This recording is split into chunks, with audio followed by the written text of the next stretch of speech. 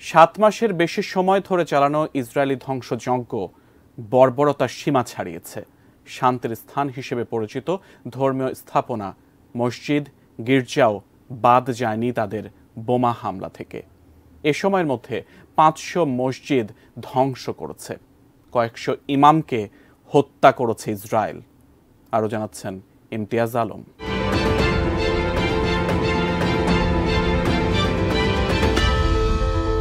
গাজা উপত্যকায় দখলদার ইসরায়েলের চলমান বর্বরতার বড় প্রভাব পড়েছে ধর্মীয় স্থাপনা ও ব্যক্তিত্বদের উপর। ফিলিস্তিনের ধর্ম বিষয়ক মন্ত্রণালয় জানিয়েছে, এখন পর্যন্ত কমপক্ষে 300 জন ইমাম ও ধর্মীয় ব্যক্তিকে হত্যা করেছে ইসরায়েলি সেনারা।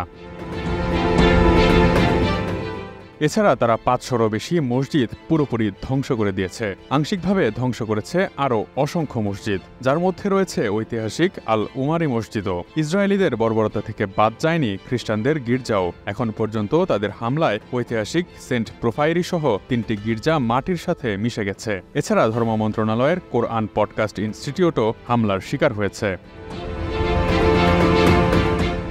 ব্যাপক ক্ষয়ক্ষতির শিকার হওয়া সত্ত্বেও ধর্ম বিষয়ক মন্ত্রণালয়ের অধীনে ইমামসহ অন্যান্য ধর্মীয় ব্যক্তিরা শরণার্থী শিবির ও হাসপাতালগুলোতে শান্তির বার্তা দিয়ে যাচ্ছেন। তারা ধ্বংসপ্রাপ্ত মসজিদগুলো আবারও নতুন করে খুলছেন এবং কোরআনের শিক্ষা দিয়ে যাচ্ছেন। ধর্ম মন্ত্রণালয়ের এক মুখপাত্র মধ্যপ্রাচ্য ভিত্তিক সংবাদ মাধ্যম মিডল ইস্ট আইকে 9 মে বলেছেন, ফিলিস্তিনিদের বিশ্বাসকে ভেঙে দিতে ধর্মীয় ব্যক্তিত্বদের উপর ইচ্ছাকৃত হামলা চালিয়েছে ইসরায়েল। ধর্মীয় স্থাপনা ও ব্যক্তিত্বরা আন্তর্জাতিক আইনের মাধ্যমে সুরক্ষিত। তাদের উপর হামলা করা মানে যুদ্ধাপরাধ সংঘটিত করা।